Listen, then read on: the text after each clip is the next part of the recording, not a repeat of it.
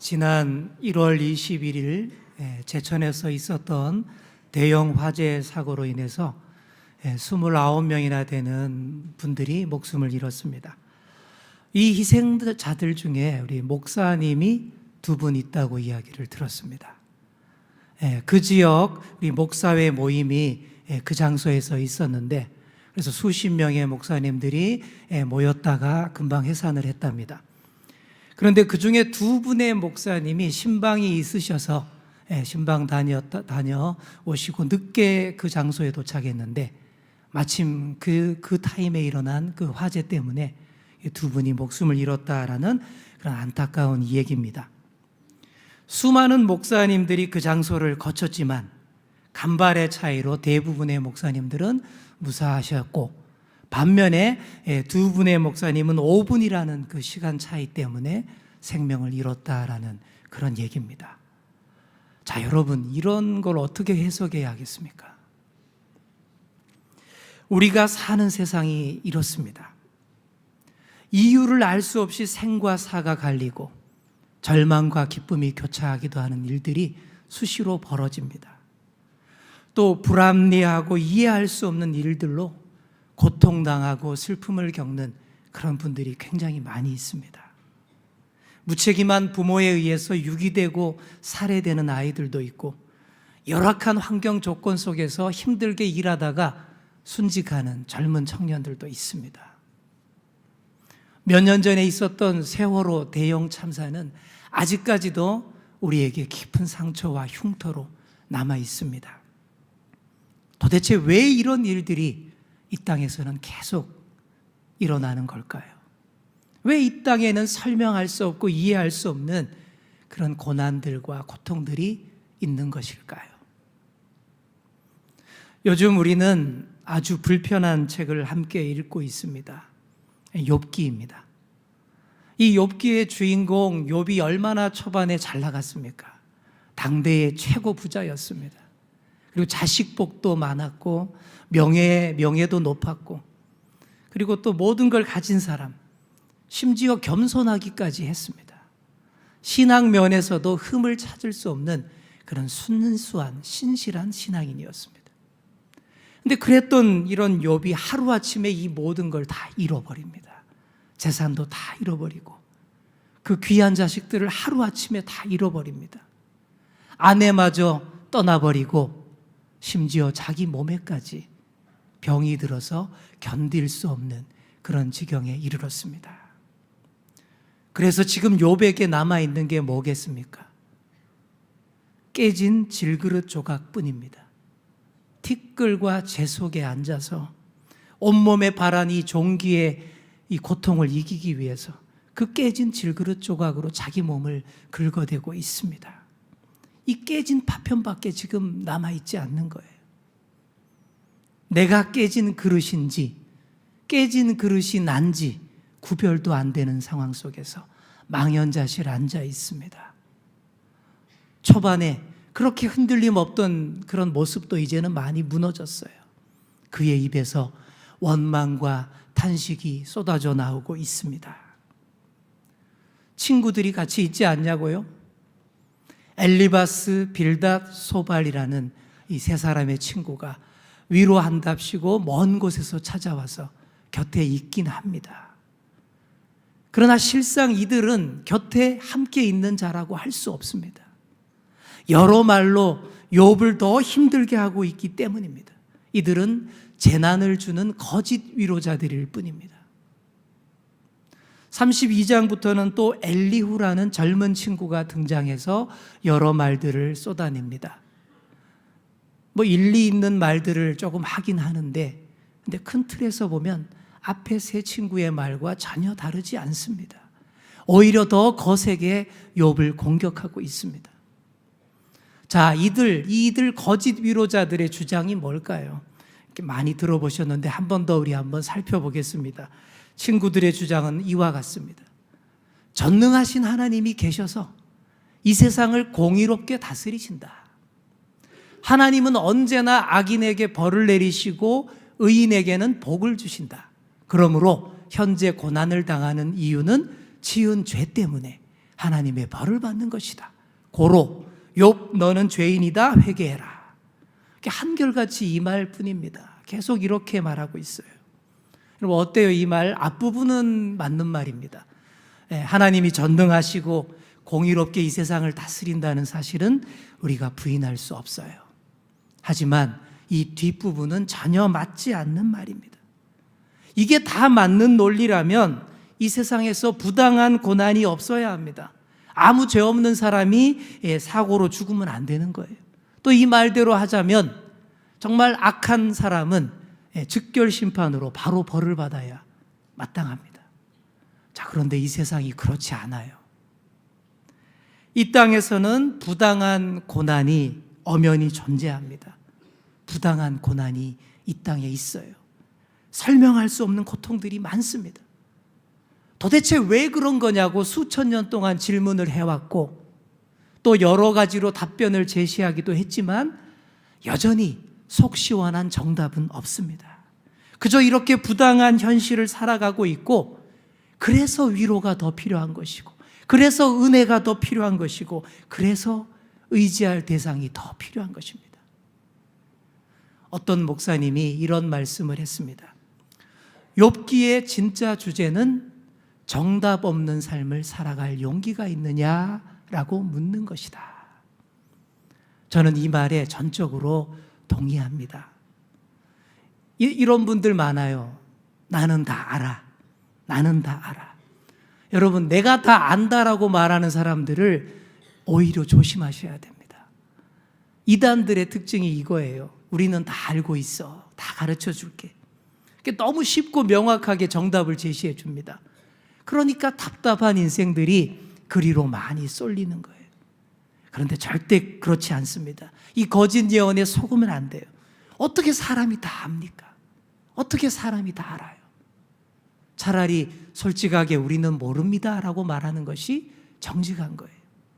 그런데도 이 세 친구들은 정답이랍시고 계속 열심히 설명을 합니다.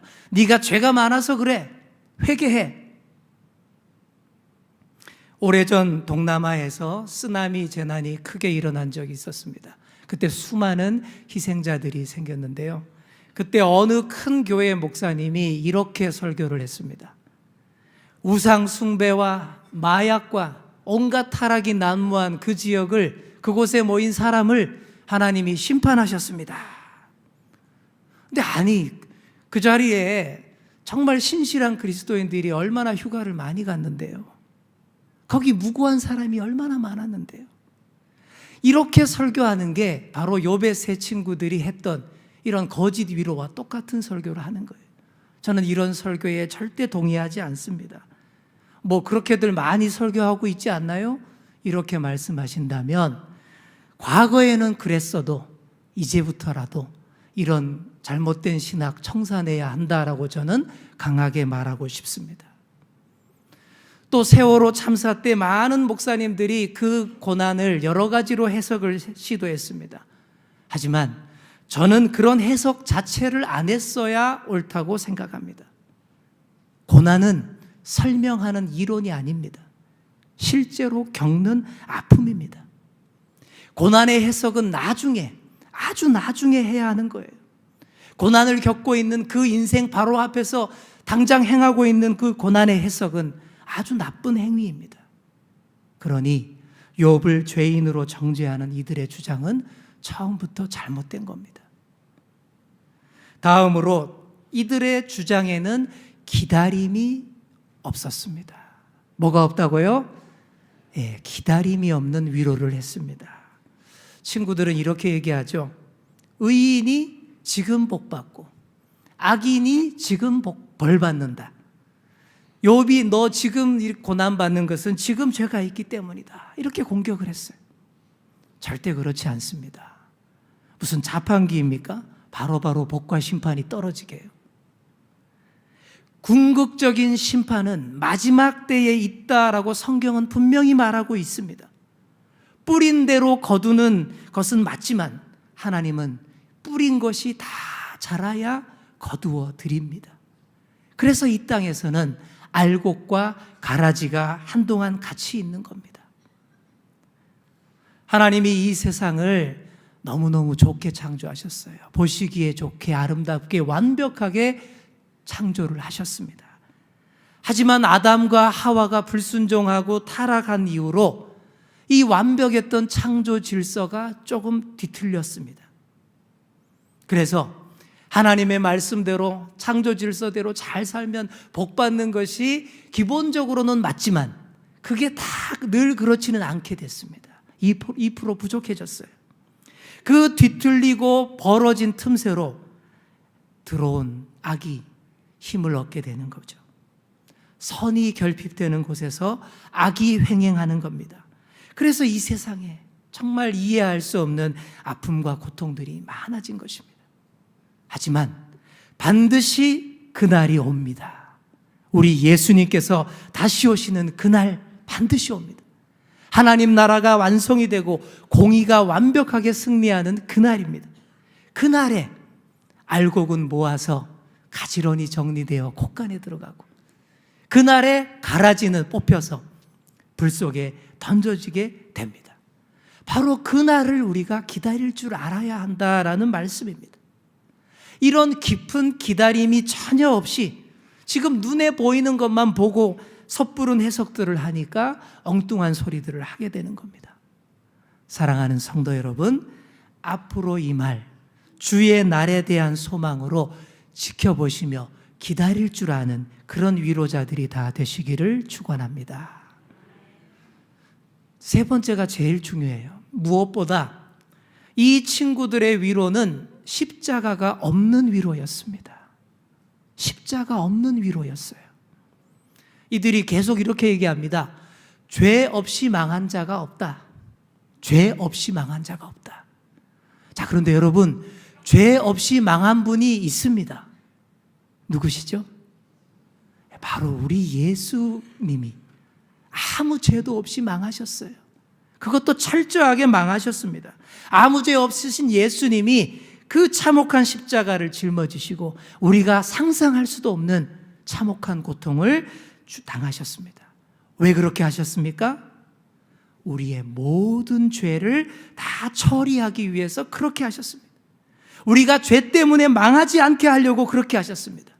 뿐만 아니라 부당한 고난과 악이 횡행하는 이 현실을 완전히 타파하시기 위해서 그렇게 하신 거예요. 뒤틀린 창조 질서 가운데 부당한 고난이 엄연히 존재한다고 했습니다. 부당한 고난이 있기 때문에 그것을 바로잡기 위한 고난과 희생이 필요한 거예요. 부당한 고난이 분명히 있기 때문에 더 큰 은혜와 더 큰 위로가 필요하기 때문입니다.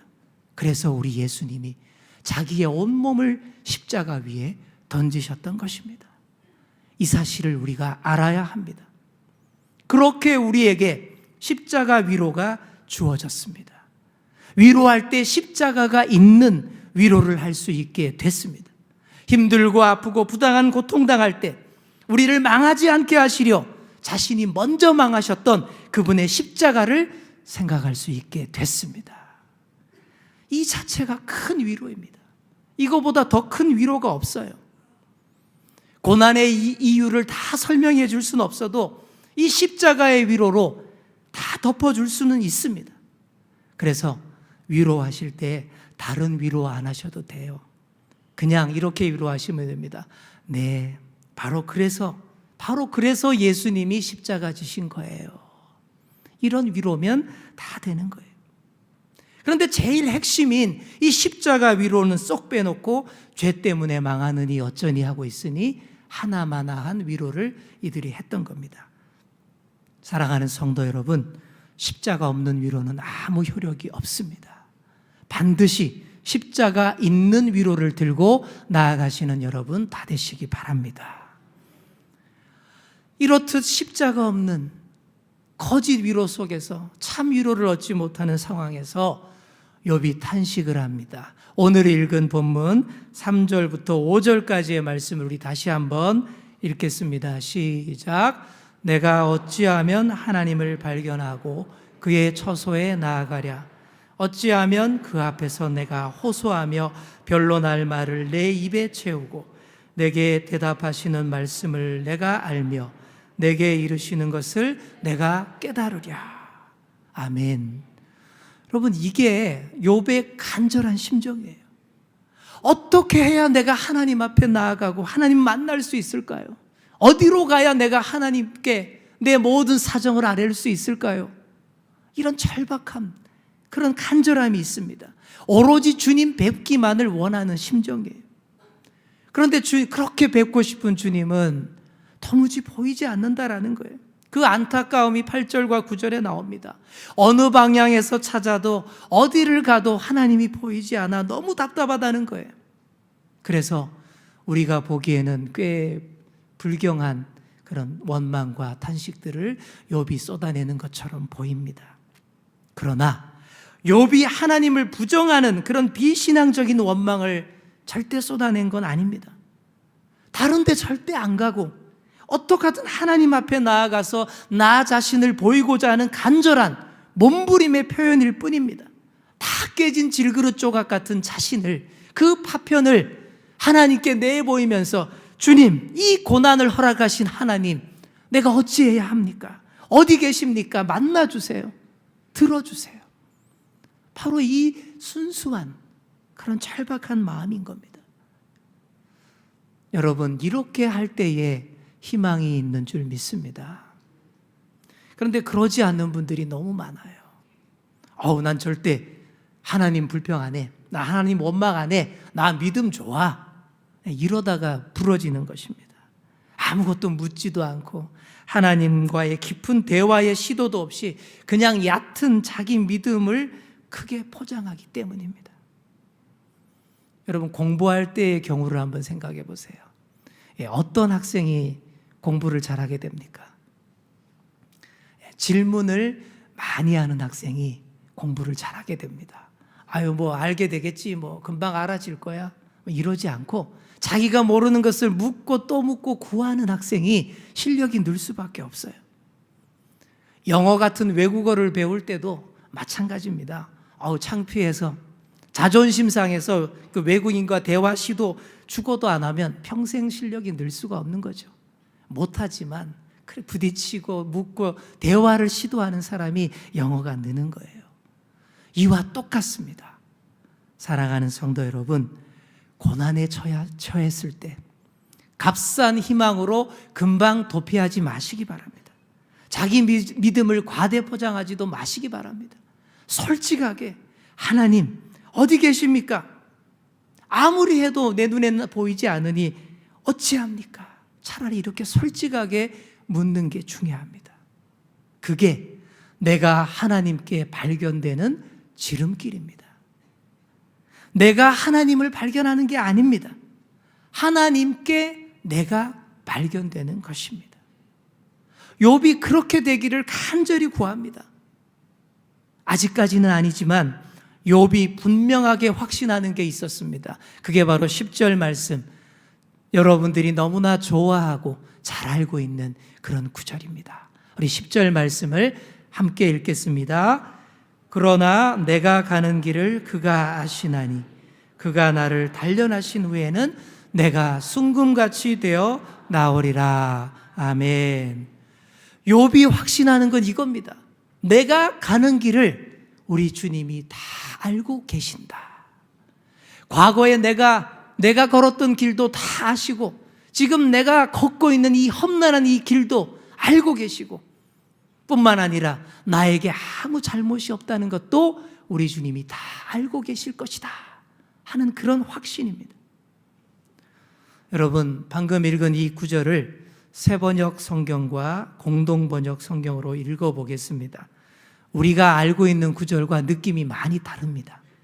먼저 새번역 성경은 이렇게 되어 있어요. 하나님은 내가 발 한 번 옮기는 것을 다 알고 계실 터이니 나를 시험해 보시면 내게 흠이 없다는 것을 아실 수 있으련만. 공동번역 성경은 이렇게 번역합니다. 그런데도 그는 나의 걸음을 낱낱이 아시다니 털고 또 털어도 나는 순금처럼 깨끗하리라. 많이 다르죠, 느낌이. 근데 여러분, 이게 더 정확한 번역이라고 합니다. 그러니까 이 말씀은 이런 뜻입니다. 모든 것을 아시는 하나님께서 나를 테스트해 보시면 내가 순금이라고 인정해 주실 것이다. 이런 말이에요. 보통 우리는 이렇게 이해하죠. 내가 겪고 있는 이 고난을 다 겪고 나면 나는 순금이 될 거야. 이렇게 이해를 하시는데 그게 아닙니다. 이미 나는 순금이라는 말이에요. 이미 나는 순금이라는 말이에요. 하나님이 순금 같은 나를 발견하실 것이다 라는 그런 말씀이 맞습니다. 욥이 지금까지 얼마나 혹독한 시험을 당했습니까? 재산 잃는 시험, 자식 잃는 시험, 몸 상하는 시험, 아내 도망가는 시험, 거짓 위로자들의 시험 다 당했습니다. 이런 혹독한 시험 다 겪고 뭐가 남았습니까? 깨진 질그릇이요. 겉으로만 보면 진짜 그것만 남은 것처럼 보입니다. 그러나 아닙니다. 알고 보니 불순물 전혀 없는 순금으로 남아있는 겁니다. 욥이 하나님을 경배했던 것이 그의 재산 때문도 자녀 때문도 건강 때문도 지위 때문도 아니라는 것이 다 증명이 되었습니다. 사탄이 참소했던 대로 환경과 여건이 너무 좋아서 욥이 그렇게 하나님을 경외했던 것이 아니라 정말 하나님을 하나님으로 경외하는 순수한 마음 때문이었다라는 것이 다 증명이 된 것입니다. 진짜 이유를 알 수 없는 고난 가운데서도 결코 다른 데 가지 않고 오로지 하나님께 더 매달렸습니다. 하나님만이 자신의 전부임을 온몸으로 표현했습니다. 그러니 사탄이 더 이상 참소할 수 없는 거예요. 이렇게 순금으로 발견된 것입니다. 그런데 순금은 연약합니다. 약하고 연합니다. 불순물 안 섞인 순금은 이빨로 깨물면 푹 들어갑니다. 움푹 패입니다. 그래서 여러 금속을 섞어서 화금을 만들어서 강도를 높이기도 합니다. 그게 더 강하고 실용적일지도 모릅니다. 하지만 우리 하나님이 찾으시는 것은 불순물 섞여서 단단해진 우리가 아닙니다. 세상에서 굴러먹기 좋게 실용적으로 가꾸어진 그런 우리가 아닙니다. 여러 공격과 시련에 움푹움푹 쉽게 패이지만 그래도 세상에 잡다한 불순물 섞지 않은 깨끗한 순금 그 자체로 그대로를 발견하기를 원하십니다. 사랑하는 성도 여러분, 하나님께 순금으로 발견되시기 바랍니다. 강하게 훈련받고 연단받아서 앞으로 순금이 될 거다 이 얘기가 아니라 그랬습니다. 내가 비록 연약하고 부족하고 여러 고난 가운데에서 움푹움푹 패여가지만 그 패인 모습 그대로 오로지 하나님을 찾는 그 자체가 이미 순금인 줄 믿습니다. 우리 옆 사람과 이렇게 인사하겠습니다. 순금으로 발견되세요.